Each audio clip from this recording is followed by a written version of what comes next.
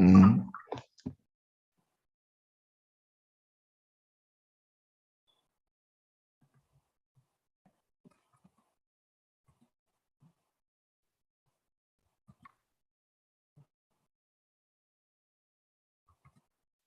Hare Krishna, Prabhuji.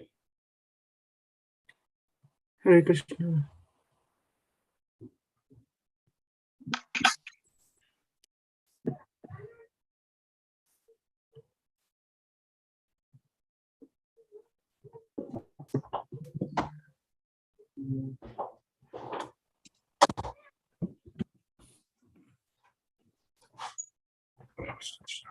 Hare Krishna, please accept my humble obeisances, all glories to Srila Prabhupada and Guru Maharaj. Thank you so much for joining on our weekly discussion of Bhakti Shastri. Start with the Mangalacharan. Om Namo Bhagavate Vasudevaya. Om Namo Bhagavate Vasudevaya. Om Namo Bhagavate Vasudevaya. Om Agyantirandasya Gyananjana Shalakaya Chakshurunmilitam Yena Tasmai Shri Gurave Namaha. Jaya Sri Krishna Chaitanya Prabhu Nityananda Sri Advaita Gadadhara Srivasadi Gaur Bhaktavinda.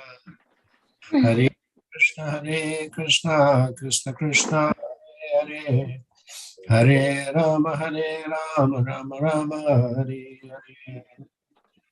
Mukham Karu Pangam Langate Gire Myatripadam Vande Guru Karanam Paramanandam Madhavam. Okay, Hare Krishna again.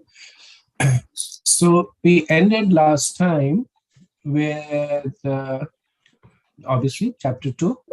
Finished the beginning on that. Mm-hmm. And we started our discussion on chapter 3. So we were at the point where we have broken out the devotees into groups to do each of the section of the 3rd chapter. So we'll start off with the presentation from the respective teams. So just to get the continuity going, the 3rd chapter, which is titled Karma Yoga, it begins with a question by Arjun that he's asking Krishna that what is it that he wants him to do. And the reason he's asking for this is because Arjun is confused by what he thinks are ambiguous instructions by Krishna. At one point, Krishna is saying, do your duty. And then he said, do your haivaram, that Durena haivaram, that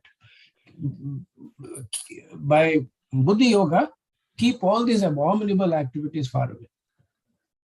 So he said that you're saying do, and then you're saying don't do. So please clarify to me. Right, so that's the setting for the 3rd chapter. So now I'll ask the first group that was working on verses 3.3 to 3.9, the section of Nishkam Karma. If the person that is representing can summarize. Hare Krishna, Prabhu. That will be me for group 1. So verses 3 to 9 or 1 to 9 is to do with renunciation. So at first Arjun, he displays confusion, and he thinks spirituality means retirement from active life, and you have to be sitting in a forest or meditating, and that's what spiritual life means. But Krishna explains that true renunciation does not mean abandonment of worldly duties. True renunciation is to give up the mentality that one is the controller and enjoyer of all his deeds. Thus, by offering the results of one daily work, money, knowledge, influence, and everything to Krishna, knowing that Krishna is to be the ultimate enjoyer and controller one can achieve a real state of renunciation. And then, do you want me to go for each text also, Prabhu? I came up with a line for each text, for each verse. Yeah, if you can like Okay. summarize the verse. Okay, text 3.3, I said so what I came up with, that both karma and sankhya are valid and interdependent parts of self-realization. Karma yoga and jnana yoga are two rungs on the same yoga ladder, depending on one's nishtha or faith. Karma stage is the platform of which work is recommended, and jnana stage is the platform when one is sufficiently purified and detached to renounce work. Then text 3.4, premature renunciation carries no benefit. Premature renunciation of prescribed duties will neither lead to freedom from reaction nor perfection, thus no benefit is achieved from premature renunciation. Text 3.5, Sankhya Yoga is impractical because the soul is always active. Everyone is forced to act helplessly according to the qualities acquired from the modes of material nature. Therefore, nobody can refrain from doing something, not even for a moment. Text 3.6. Oh, this was the one where Krishna talks about he's condemning an unfortunate renunciant who renounces without purification. So text 3.6 defines pretender or mithyachara. He who restrains the senses of action, but the mind keeps on dwelling on the sense objects. So that's what a mithyachara is, a pretender. Text 3.7, that text appreciates a sincere, dutiful householder to be better than an attached or a pretender sannyasi. So one should sincerely try to control active senses by the mind and begin karma yoga without attachment. So from that text also verse, we got that it's varnashram. You do your duties in your varnashram ashram and you offer the results to Krishna. So even for a grihastha, it's possible even for a grihastha to be renounced and go back to Godhead. Text 3.8 recommends to Arjuna that his prescribed duty as Kshatriya is fighting or work and not renunciation. Arjuna was a Kshatriya and Krishna wanted him to fight. It was a just fight.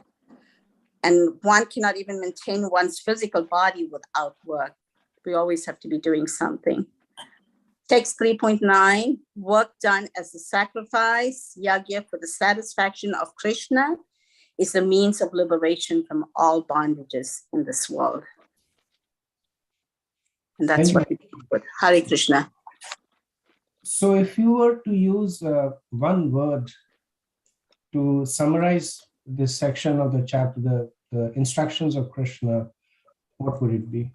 Renunciation or tyaga.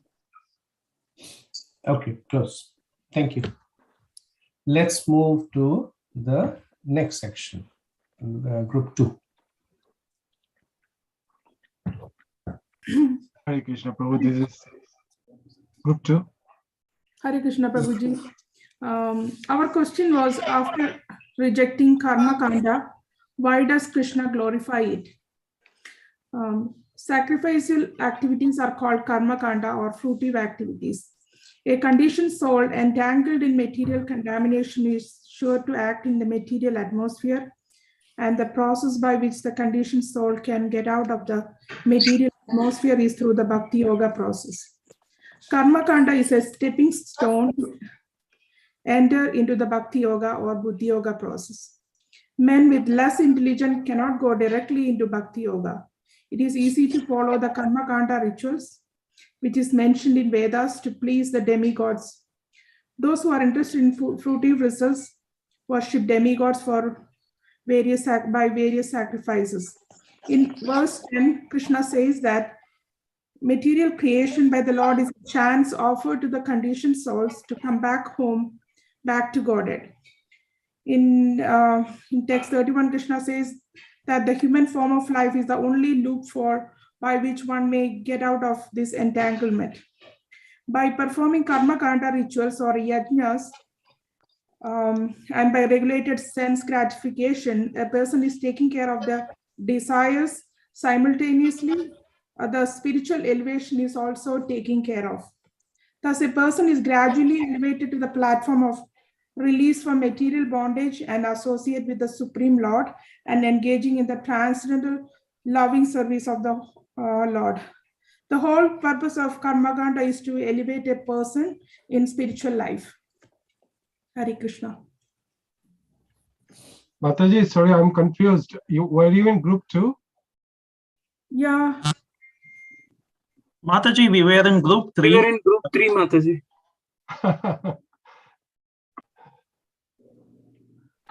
So, confused. We were in group 3, Mataji. Title was Nishkama. So we discussed about group 3 also. I thought it was 2, Prabhu. So anyway, we talked about. Yeah, no worries. So I think the points that you made are very relevant, obviously, to group 3, to section 3. If the speaker for section 2 can present. This is Advaita Haridas Prabhu. Actually, I was also confused what is going on. So yeah, so this section 2. We're not able to get your darshan, Prabhu. Oh, okay. Do I need to open the videos also? Okay. I think it's better. It just makes it more personal. Personal. Okay, got it. I'm not in a Vaishnava attire. Sorry about that. Are you able to see me now? Yes. Okay. So it is from verse 3.10 to 3.16. It is about Karma Kanda. In the chapter 2, Karma Kanda was rejected, but in here, basically, the Karma Kanda section or Karma Yoga is kind of glorified once again. So Krishna condemns the Vedic rituals in the 2nd chapter since they are executed with an intention of acquiring an elevated level of sense enjoyment. He says that most people do not know the actual purposes behind the Karmakanda sections of the Vedas. People who follow those are mostly interested in their own benefits, and they think that they are executing Karma Yoga. Knowing the selfish nature of this kind of Karma Yoga and the fact that it does not yield any larger good, Krishna urges Arjuna to not get engaged in this type of Karma Yoga at all, but rather execute Karma Yoga with an intention to just execute his duty without desiring any benefit for himself. This process is also called Nishkam Karma Yoga, Buddhi Yoga, or Bhakti Yoga. So Karmakandic Karma Yoga was rejected and a better process was described. So now coming back to the 3rd chapter, verses 3.10 to 3.16, Krishna is negating this rejection and actually glorifying Karmakandic Karma Yoga. And why so? Because it is a necessity. Fortunately, a much less complicated process, more suitable for the Kali Yoga, was prescribed for all of us. As we discussed in our group, many points were brought by the devotees.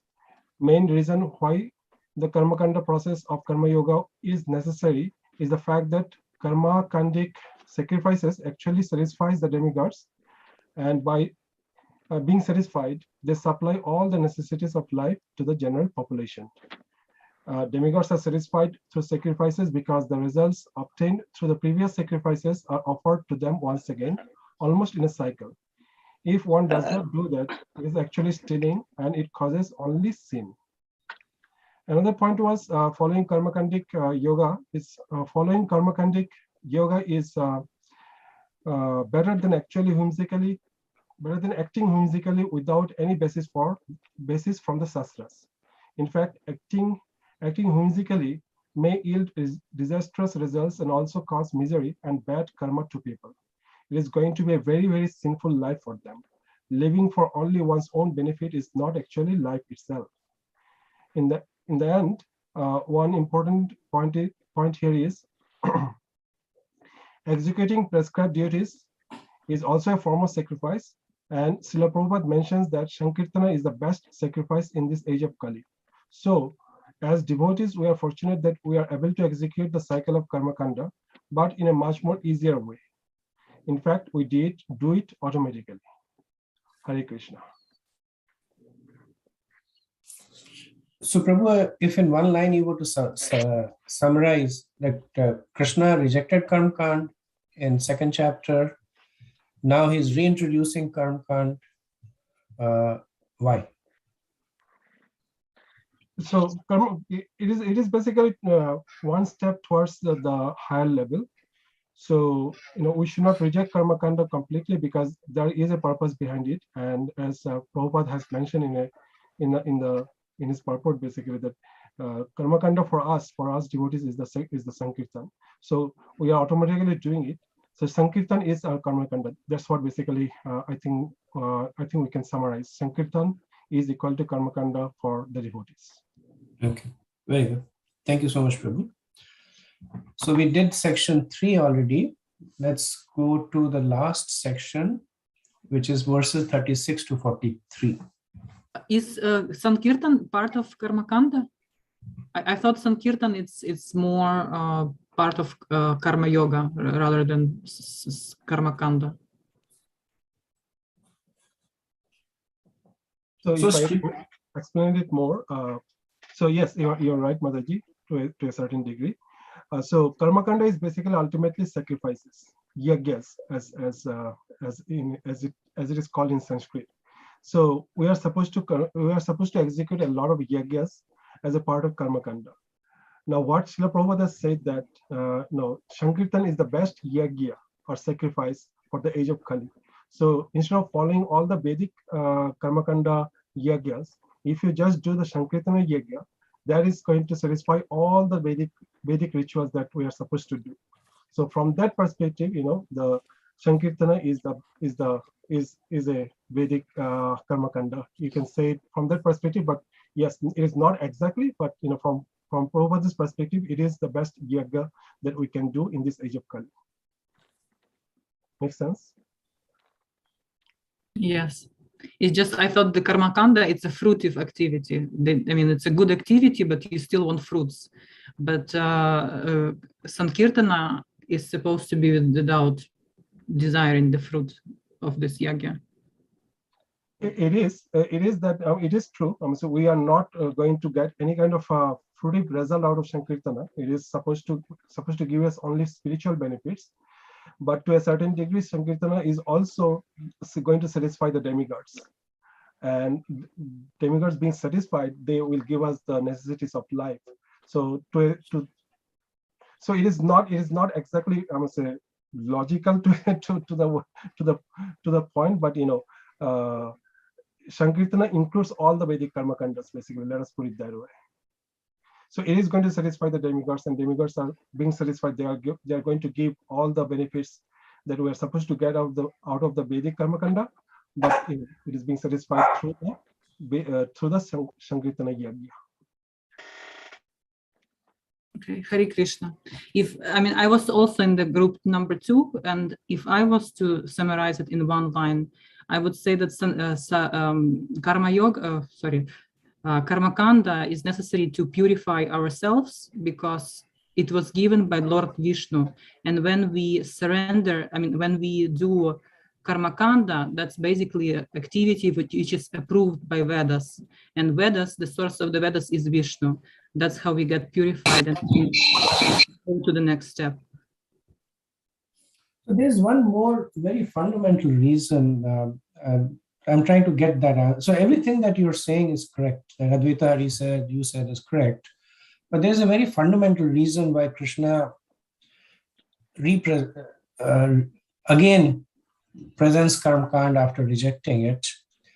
And let's listen to the last section, and then maybe we'll revisit it when I summarize the chapter. Thank you, Advaita Prabhu. Okay, let's move on to the last section. Hare Krishna, Prabhu. That would be me. So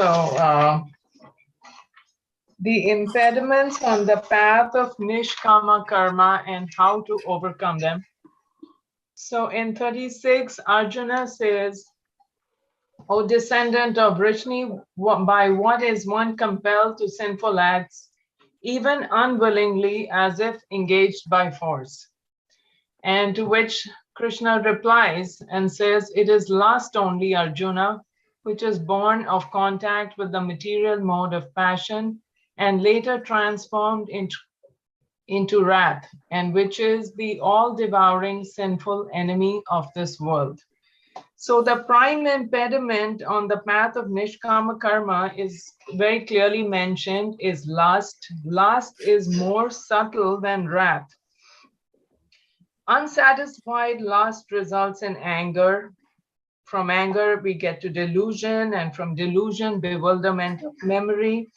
When memory is bewildered, there's loss of intelligence, and finally one falls into the pool of material existence. So Prabhupada says lust is very subtle. It's anger can be anger, you can show your emotions, but lust is one of the most subtle and one of the most dangerous, devious ones.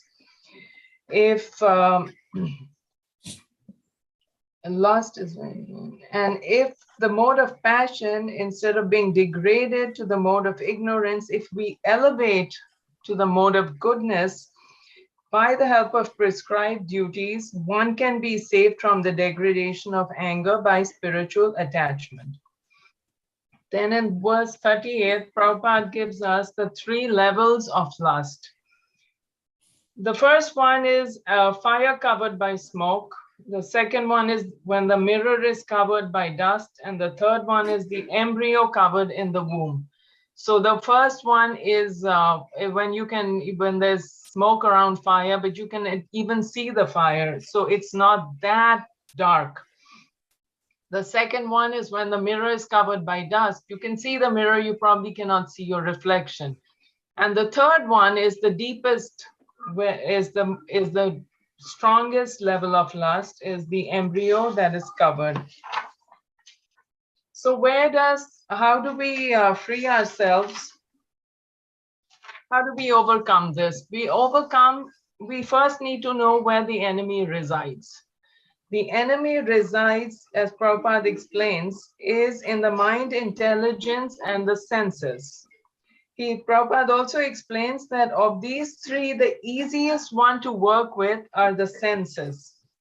When the senses are dovetailed in Krishna consciousness or devotional service, following the process of Vedi Bhakti, then we can somehow get these senses, we can kind of get these senses on track. Now, this is only possible when one uses his intelligence. So that's when intelligence comes in, and intelligence to accept and engage in the process. And then automatically the mind becomes stronger. Even though the senses, Prabhupada says, are serpent-like, they're very vicious, they can trick you anytime. But then when the mind becomes stronger and the intelligence is dovetailed, then you can engage in Krishna consciousness and this lust can be controlled. And then he further goes on to explain that the soul, he is the master of the intelligence, mind, and senses. Still, unless it is strengthened by association of Krishna and Krishna consciousness, devotee association, there are chances of falling down because it's easy for the mind to get agitated. So one has to train his intelligence in such a way to fix it up in transcendental knowledge, which can protect us from falling down or becoming a victim of the mode of passion. Hare Krishna. Hare Krishna. So you mentioned that there were 3 levels of coverings by the last. What forms of existence do they correspond to? Oh.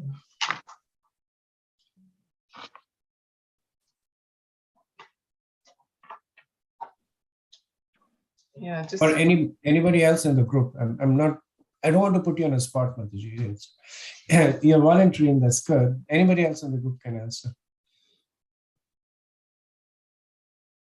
Hare Krishna.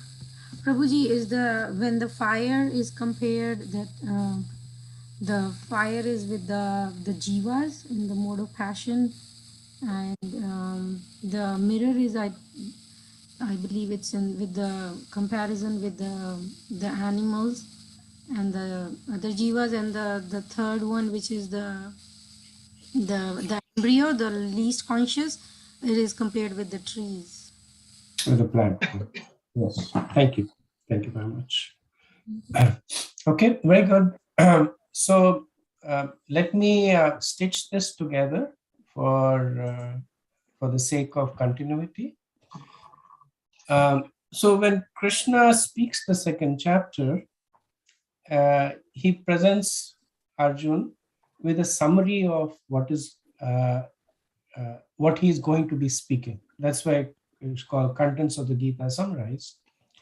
He talks to Arjun about the fact that he's not the body, but the soul. Then he talks to Arjun about the importance of doing fruitive activities, karma kanda, right? Because he says that by doing your duty, you will enjoy. Whether you die or you live, if you live, you will enjoy the kingdom. If you die, you will enjoy the heavenly kingdom. Then he rejects karma kanda. He says that better to act without attachment. Calls that buddhi yoga. Right. And finally, Arjun will ask Krishna the symptoms of a person, Sthita Pragya, who's situated in buddhi yoga. And Krishna gives the external and internal symptoms. The person is not agitated, does not react, does not allow the senses to engage with the object. So as we mentioned, that Arjun is now asking, what is it that you are preaching? Karma or buddhi?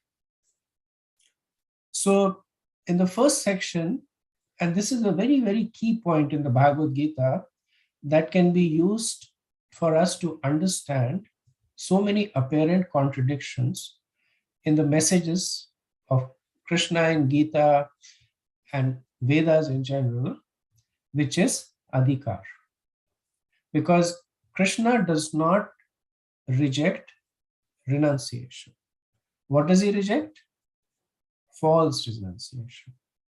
So he's saying that if you do not have the adhikar, if you are not qualified to renounce, then for you to give up your prescribed duties is a recipe for disaster.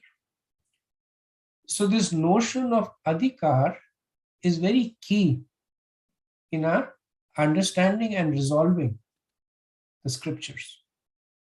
And Krishna is introducing it right up front. Why do the scriptures have so many instructions that are apparently conflicting with one another? Because they are meant for different people with different adhikars. Why do part of the scriptures recommend animal sacrifice?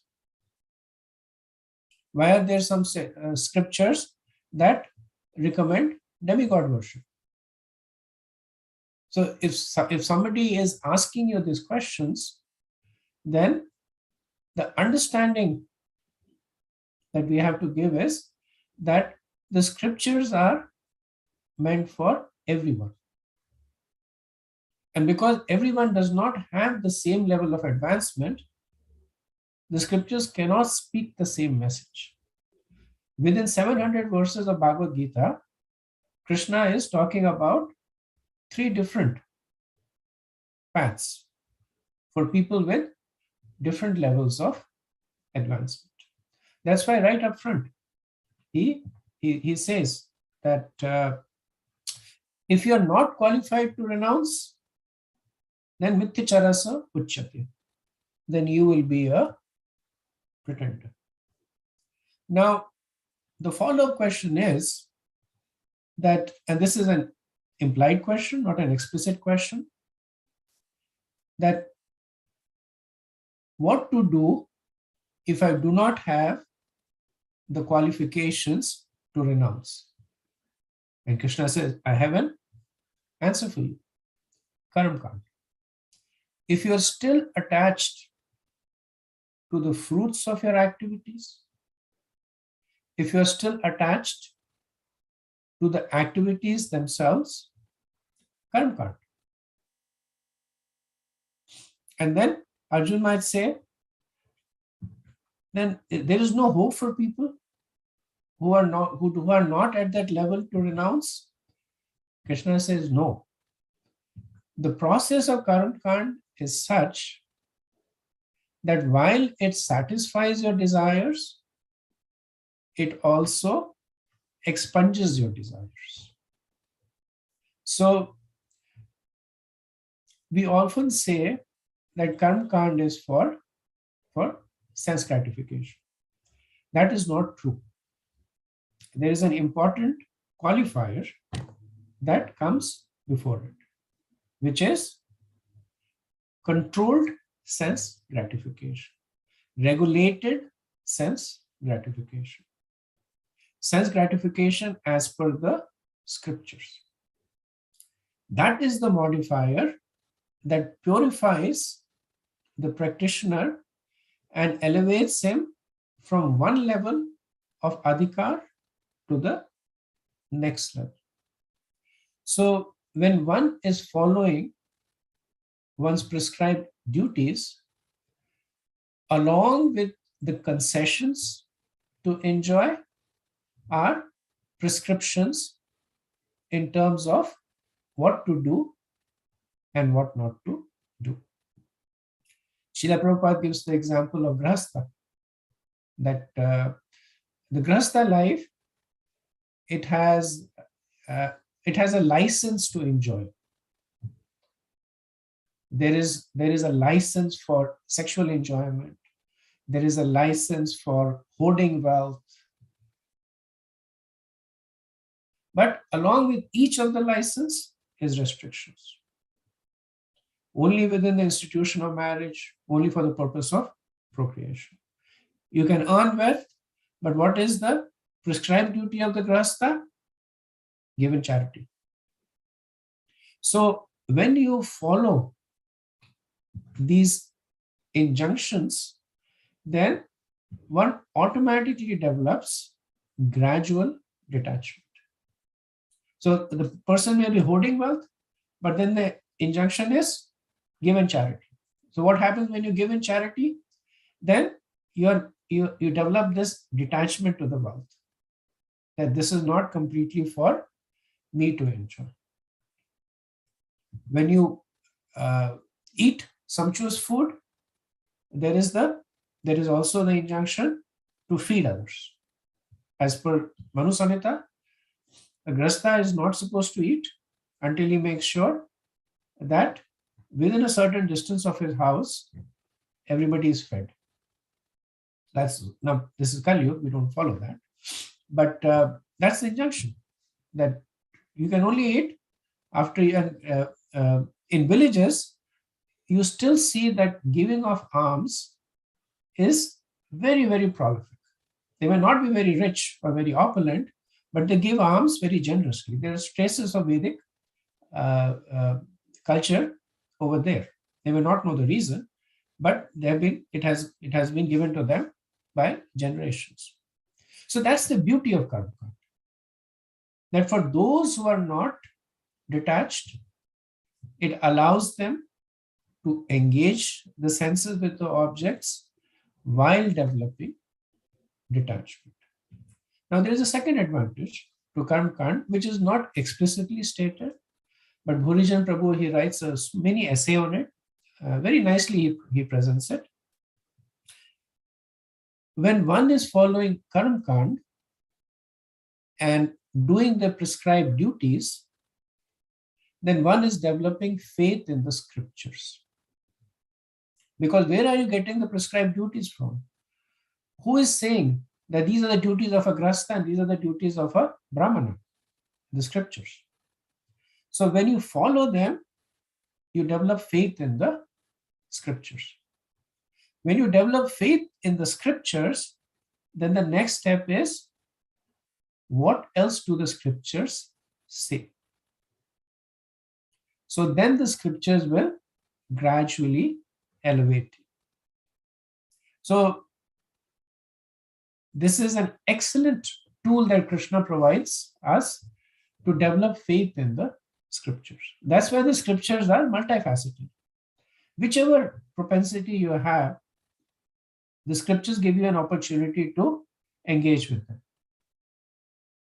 Once you engage, you develop faith in the scriptures, then you start inquiring more. So, what else? What else? Bhurijan Prabhu writes in this essay that the person is enjoying, he's enjoying piously. And then he says, now I'm paraphrasing for effect over here. So and then he says, so much enjoyment. I'm getting bored with this enjoyment. What else is there? And then the scriptures say, you can go to the heavenly planets. He says, oh, that's nice. I can go to the heavenly planets. What is there in the heavenly planets? And the scriptures say there are the devas. Really? Who appoints the devas? Somebody is appointing them, somebody is empowering them. Yes, there is the personality of Godhead. So in this way, and this may take many lifetimes or one lifetime, but the Karma Kanda section of the Vedas will elevate. Now, the third section, which is Nishkam Karma, is the natural progression of one who has been sincerely following Karma Kanda, by following the prohibitions and the injunctions, has developed detachment and is now at a point where the person is neither attached to the activity or to the fruits of the activity. But there is one very important point that was not brought forth by the group that presented it, which is that if a person is at the stage of Nishkam, Krishna is still recommending that they should continue to do their prescribed duties. So even though the person has no desire, so now this is a person who is not a false renunciant. He has that adhikar. He has that right to give up the activities. Krishna is thumbs up. He's happy with this person, but he's saying you still perform your prescribed duties. Two reasons. One, to set an example for others. Right? So Krishna gives a couple of examples to illustrate this point. One, he gives the example of Maharaj Janak. That Maharaj Janak, elevated, completely detached, but very, very active in the performance of his prescribed duty. He was a king, a father, performing all kinds of sacrifices. And the second example Krishna gives is of himself. He says, this is the Kimuta Nyaya. Kimuta Nyaya is that, somebody says that if you do this work for me, I'll give you $100. Kimuta is that you give me $1 million, I will not do it for you. Right? Just to show the level of commitment to not doing it. So Krishna is saying, what to speak of Janak? I am the personality of Godhead. There is no work that is prescribed to me. Yet, he says, if I fail to do my prescribed duty, the whole world will be put into ruination. Now, there is a corollary over here, and I'm going to open up for maybe a few minutes to see what your views are. That Krishna is conveniently forgetting his Vraj Leela, where he's definitely not doing his prescribed duty. Right? He's stealing, he's a thief, he's dancing with other women. But yet here he's very authoritatively saying that, look at me, I'm doing my prescribed duties. Why?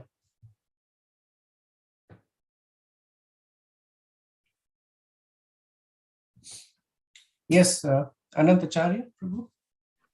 Prabhu, because Krishna himself says in 3.21, Yat Yat Yacharati Shreshtas, what are the great men do, common men follow. So Krishna, in this case, it's the example of taking up the prescribed duty, is my understanding. Okay, that wasn't my question, but thank you. Chaitanya Rasprabhu. This is reciprocation of loving exchanges that he receives from his pure devotees. Very good, very good. So we have devotees who have studied the scriptures very nicely. Thank you for it. So yes, Krishna's Vraj Leela, he was subjugated by the desires of his devotees. So his devotees wanted him to become immoral, he became immoral. His devotees wanted him to become a thief, became a thief. Right? So that is Krishna's relationship with his devotees is Krishna's business. He doesn't even talk about it. He said that is my business. You don't worry about it. Like there's a judge who goes to the court and the person says that, would you act like that with your son? And the judge said, how I act with my son is my business. Nothing to do with you. Right? So this is how Krishna deals with his devotees. That is completely between Krishna and his devotees. And yes, the apparent contradiction in Krishna's Leelas can always be traced to his Bhakta Vatsalya bhav. But here he is recommending that even if you're at the stage of Nishkam, you should still perform your prescribed duties. And I said there were two reasons. One is that you would want to set an example for others. Okay, that Prabhu was giving this. So the reason is that Nishkam is an internal state of mind. One cannot glean it externally. But when such persons are seen to have given up their prescribed duties, others will say, look at him, look at Maharaj Janak, he's a great personality, he left his kingdom and went away. So I can also do the same, right? So as a responsibility to those who might be otherwise misled, such personalities, they continue to do their prescribed duties. The second reason is that even at the stage of Nishkam, the performance of your prescribed duties will continue to purify you. That is the potency. Why does it purify you? Because the prescribed duties are instructions of Krishna. The performance of prescribed duties at the stage of Nishkam is an instruction by Krishna. So when one is performing the prescribed duties, even at the stage of Nishkam, they are surrendering to the instruction of Krishna over and over again. In the first case, one is surrendering because of need, that my senses need some engagement. Krishna, what do I do? In the second stage, the person does not have the need, but Krishna says, do it for the benefit of others. Person says, so be it, Krishna. Because you asked me to do it, even though I don't have a need, I will do it. So when one follows the instructions of Krishna, one attracts the mercy of Krishna. And mercy is appearing as purification. Okay. And Krishna ends this chapter talking about the impediments. And I like the way that the group presented and correlated, because in the second chapter, Krishna had talked about the fall down, that the senses engaged with the object, and then when the senses engage, then the mind gets bewildered, and then after that anger comes. And third chapter, again, Krishna talks about the impediments. So this is an acknowledgement of the fact there will be challenges in following it. And as usual, Krishna gives a way out. Right? So he says that lust, the three sitting places of the lust are the senses, the mind, and the intelligence. Right? And then he says, even higher than the intelligence is the jiva. So the point that Krishna is making is that yes, lust is your eternal enemy, but you are stronger than lust. Right? That's why he places this hierarchy. Strong, higher than the senses is the mind, higher than the mind is intelligence, higher than the intelligence is the jiva. So do not think that you are subjugated by lust. You have the ability to suppress lust. So he says, slay this. And of course, the other reason is that Krishna is now laying the seed of the next chapter, the fourth chapter, because he says that sense, mind, intelligence. So the purpose of intelligence is jnana, knowledge. So the fourth chapter is transcendental knowledge. So he's also going to lead Arjun to the next stage. So quick summation of the third chapter. Krishna begins by answering Arjun's question that one should only act as per one's qualification. If the person is not qualified to be fully detached, the person should follow the prescribed duties. The following of these prescribed duties will satisfy the senses and purify the consciousness of the person. Even when the person is purified enough to reach the stage of Nishkam, Krishna says, still do your prescribed activities to set an example for others and continue with your purification. And while doing all this, be always alert about the potential downfalls. So understand who they are, where they are situated, and how to fight them. Okay, so I'll pause over here and let's see if you have any comments or discussion.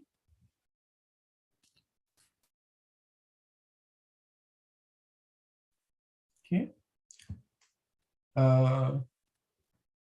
Rajiv Prabhu. Hare Krishna. One, I guess, question comes into mind is like, Krishna is mentioning so much about sacrifices in the first portion, but when Rajavasis, they were doing sacrifice for Indra in the Govardhan Leela, he stopped it. So how to interpret those two incidences, like not incidents, but how to interpret the Govardhan Leela with these teachings? Two reasons. The pastimes of Krishna and Braja were with his pure devotees who had already transcended the stage of karma and jnana. They were all Shuddha Bhaktas.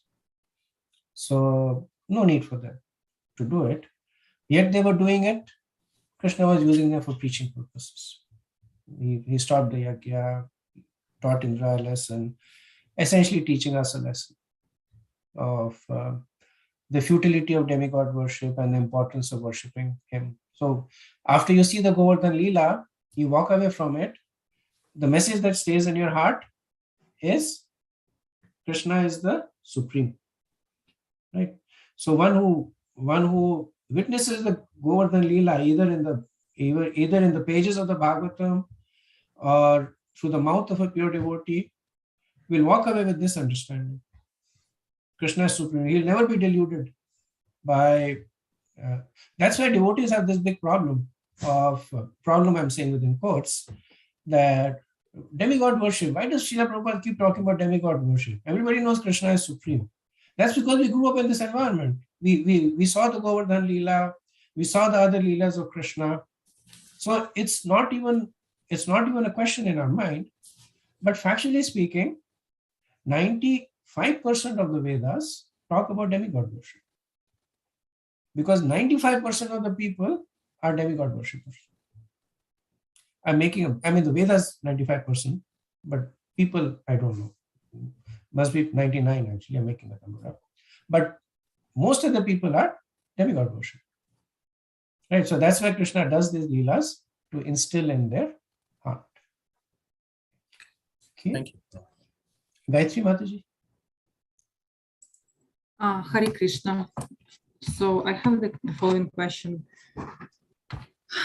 For example, I can evaluate my level that, for example, I'm not that exalted devotee very much. However, after listening to the lectures of ISKCON leaders, I had an opinion, or I had an impression that what I do, like I'm trying to engage my nature in the devotional service.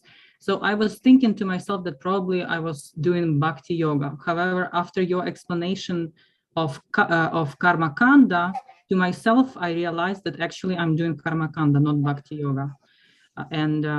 So I didn't know.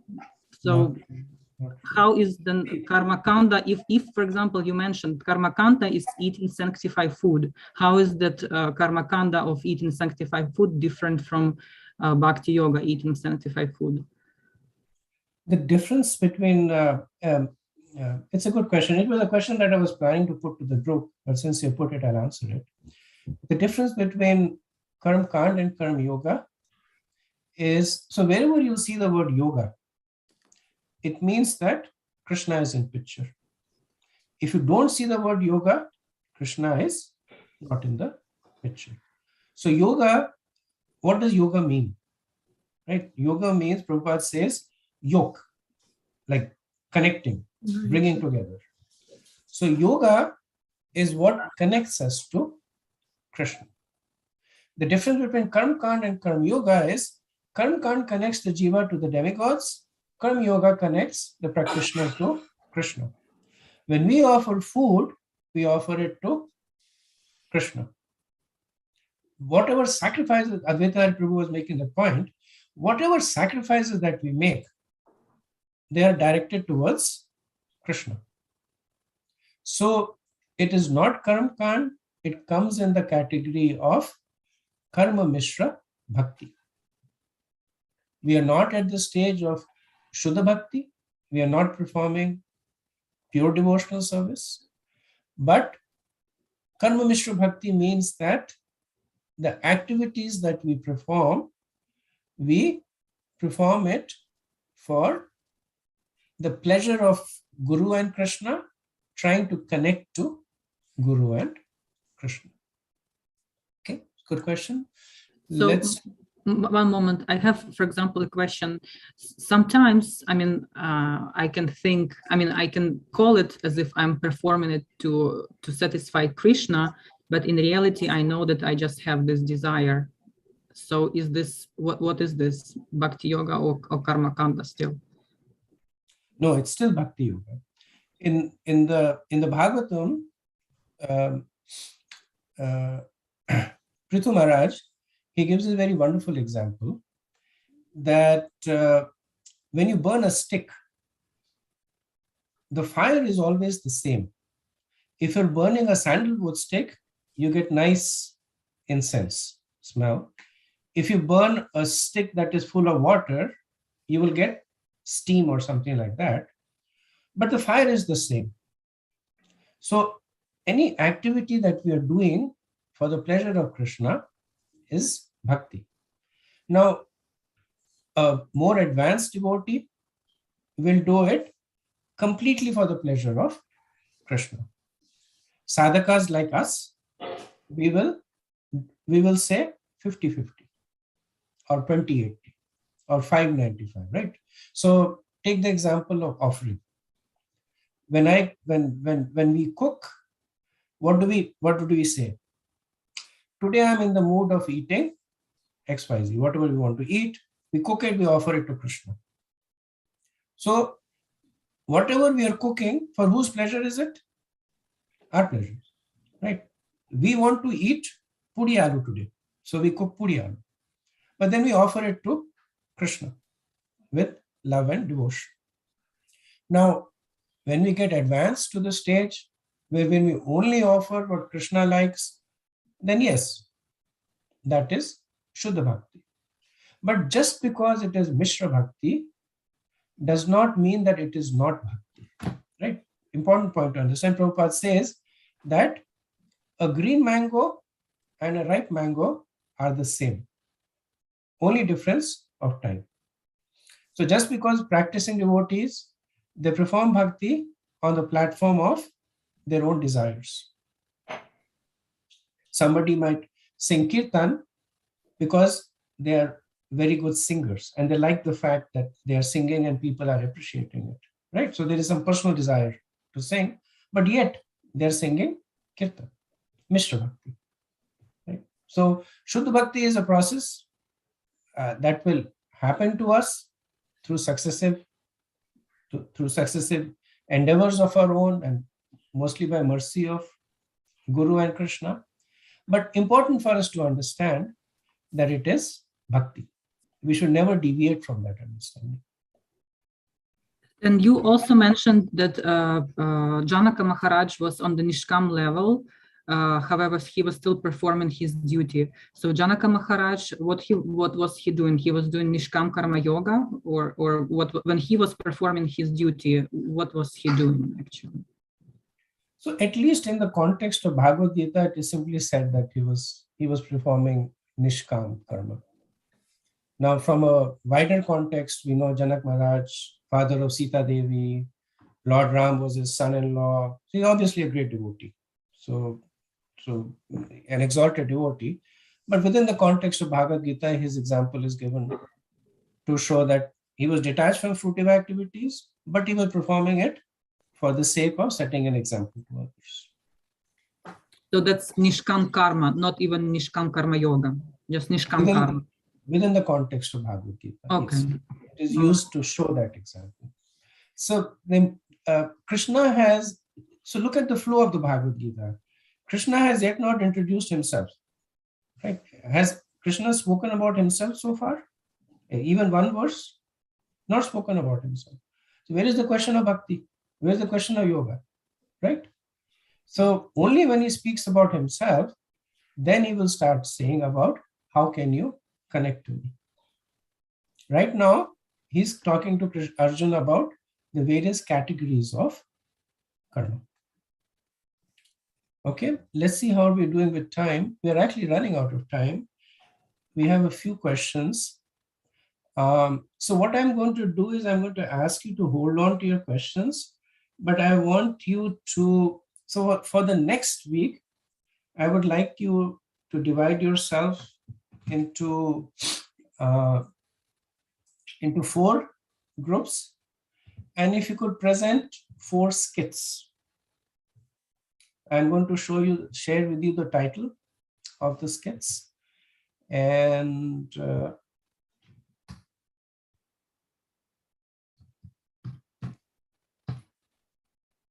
can we keep the same groups as we had in for this chapter? Yeah, actually, that was a question I was asking, because the way Zoom works, it always creates random group. If you're okay with your current group settings, then we can stay with the current groups. Is everybody okay with that? We'll just stay with the current groups then. Yeah, but then I don't know if we remember who were there in each of the groups. I mean, we know that I was in group 3, so I don't know if others also know which group they were in. I'm just wondering. We have the names of our group members. Okay. I know for my group members we have. Hare Krishna, Prabhuji, I missed 2 weeks consequently, so I'm not there in any of the group. I put a request in the WhatsApp. Can you assign me to any of the groups, Prabhuji? Can we have so if you're going with the notion of a permanent group, can we have one person take the service of being, so So technically they are known as the servant leaders. So the person's service is to be the leader of the group. Bit of an oxymoron, but it's a Vaishnava terminology. So can each group take a servant leader, and then, if somebody is not assigned to a group, because I have no way to figure out which group to assign, which group is short or whatever it is, then those 4 servant leaders, they can be approached that you can add my group. Okay, so each of the group, if you can appoint, elect or volunteer somebody. Generally, the way this happens is that everybody takes one step back. The person who's remaining standing, he becomes the leader. So whoever gets conscripted into this takes the service of being the leader and can help out in this, because I did get some other requests also for allocation. I was kind of doing it more in an ad hoc way. Okay. Now, little bit background on the skits. These skits are essentially based on chapter 3 and chapter 4. So you have to study, well, you have studied chapter 3. You'll have to study chapter 4 in order to do justice to the scripts. So my request is not to create generic scripts. Renunciation you can show in many ways, but based on chapter 3 and chapter 4. And typically what can happen is one person can write the script of the skit. Somebody can help in putting it together. And naturally, this is a virtual platform, so mostly it will be dialogues, speaking your lines. So everybody should participate in it. So group 1, renunciation. Group 2, 4 types of karma. Group 3, destiny and endeavor. Group 4, changing one's karma.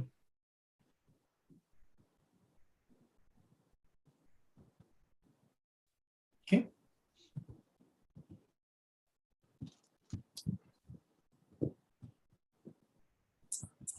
Any question about the skits? Yes, Prabhuji. So can you explain what exactly is the format? What are we supposed to do with the topics? What are we supposed to present? So the idea of the skit is to present the tattva in a way that is easy for others to understand. 4 types of karma, right? There is nish. So there is vikarma, there is sakam karma, there is nishkam karma, and there is akarma, right? So each of them has a certain definition attached to it. Now you can create a situation to demonstrate these 4 kinds of karma. So when you present that skit, this underlying definition automatically surfaces. Right? Like destiny and endeavor is essentially between the law of karma and one's own activities. Law of karma fixes your destiny. Your specific endeavor is what is changing your future. So it's one of very important topic of karma in Gita, that if you're destined to act in a certain way, then why even try? Everything will happen by force of destiny, right? Especially in India, people say, well, it's destiny. But chapter 3, chapter 4 gives a completely different picture of it. So it takes a bit of reading and understanding.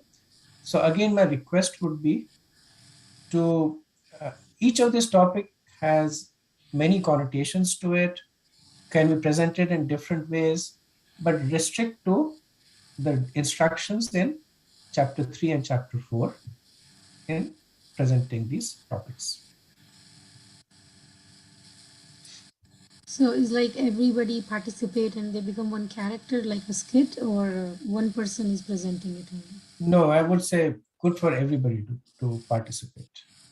Thank you, Prabhuji. Yeah, that's what I would like to see. Everybody should have some lines to speak. Thank you. Okay. Jai Govinda, Prabhu? Prabhu, there was some talk about having permanent roots, right? I was thinking, should we have more in terms of, units instead of through complete, throughout all units as such? You mean groups based on units? Yes, something like that, just so that, we get different, different individuals, and we sort of, Okay. have. Yeah, I hear you. I think it's a something good like- idea. Yeah, I think it's a good idea. So we Thank do you. module one. We do module one with a certain group setting. For module two, we set up a different group. Yes, bro. Thank you. Thank you, Prabhu.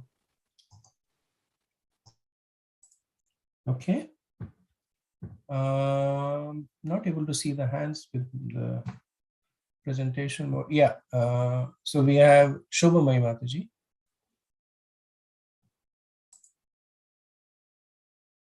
Prabhuji, you already answered my question, and I was about to ask you what is the difference between Karma Kanda and Karma Yoga. Okay. Yes. Thank you, Mataji. Ranjita. Yes, Prabhuji. My question was similar to Gayatri Mataji. Practicing Krishna consciousness.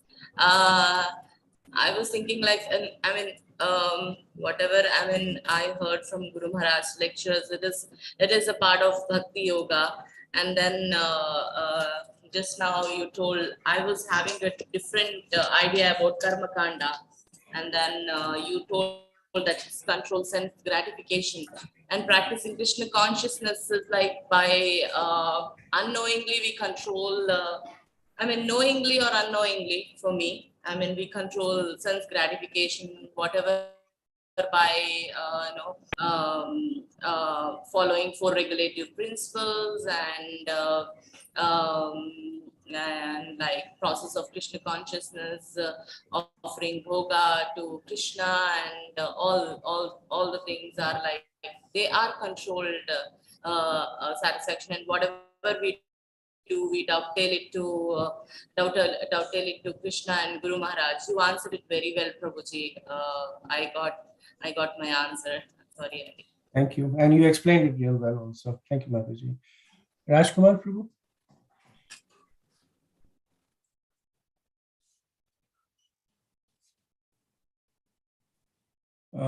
Shobhamai Mataji.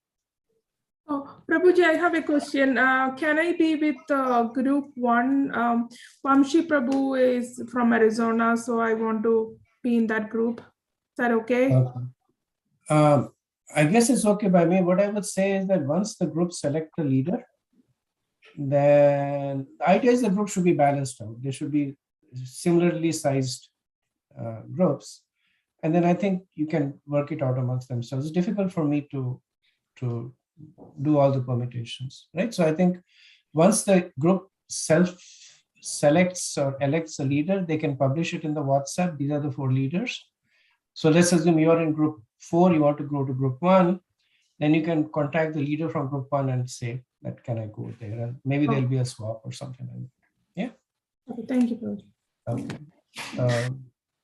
Chaitanya Ras, Prabhu? Hare Krishna, Prabhu. Maybe I heard it wrong or I didn't understand correctly.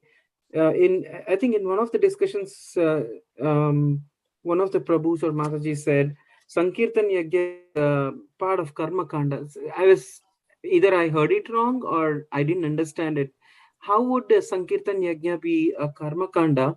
Let's say when you are doing Sankirtana with the intention of spreading the movement or spreading the message to people, because people, especially when we do it in like Boston downtown and all, a lot of people feel very happy, and that gives you a kind of a satisfaction thinking that, oh, a new person has heard Krishna's name. So how is that a karma kanda is where I was like little perplexed.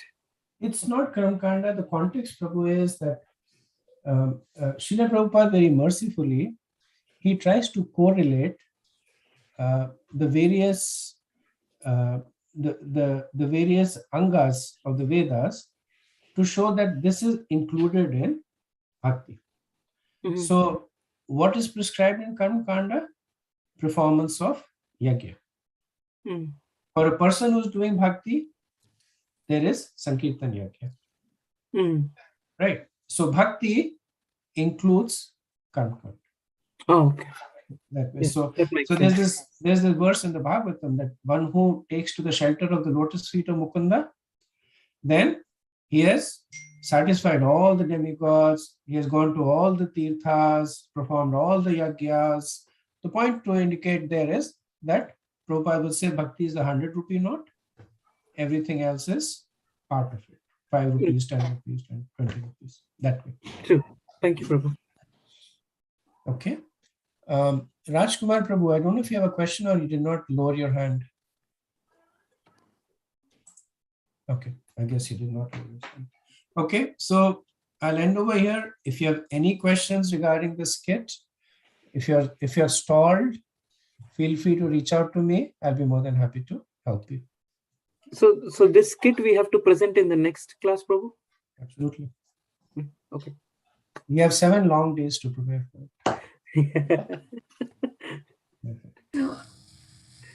I just wanted to know, Prabhuji, we are also supposed to complete the 4th chapter. So would there be a questionnaire for that as well, or? So yeah, you're supposed to read the 4th chapter. I will present the 4th chapter after this class. Okay. And do we expect to complete 1 chapter in 1 week, or does it? That's my goal. Expand to 2 weeks sometimes. My goal is, because the way I've structured it over 12 months, Bhakti Shastri, is that Bhagavad Gita needs to be done in 6 months. So allowing for certain gaps, and I would like to do a chapter a week. We are pretty close to that, maintaining that. We'll take some break for exams, so there, but without feeling rushed. I think at some point I would like to get some feedback from you, but we obviously are doing this in conjunction with your swadhyaya, that you study and then we discuss based on that. Vajranath, Prabhu? Hare Krishna, Prabhuji. So could you please repeat how we are going to create the groups and how we are going to coordinate, like when we have to be, ready sure, the script and stuff? Yeah. Sure, Prabhu. So the proposal is that whatever groups were created last time, those groups will stay. Okay. Yeah, each group will elect a leader. And if somebody wants to switch from one group to another, they can come. So hopefully there will not be a lot of swaps, but we'll stay with these groups at least for a module. And then after that, we'll see if we come up with a different group, just so the devotees can mingle with other devotees, have more sangha. Is that okay, Prabhu? Okay, thank you, Prabhu. Okay. Okay, so we have one last question. Vamsi Gopal, Prabhu. Yeah, Hare Krishna, Prabhu. I think some of us created a WhatsApp group. I think if every group creates their own WhatsApp group, I think that may be a best medium to communicate. And obviously, I assume like there are like 35 people or something, Prabhuji. So at least 8 to 9 people per group may be appropriate. Maybe, if one wants to move from another group, 7 to 9 may be a good size. Is that a right number, Prabhuji? Yeah. WhatsApp is a good idea. Each group has its own WhatsApp, and they can collaborate. Okay, so we'll end there. Thank you very much.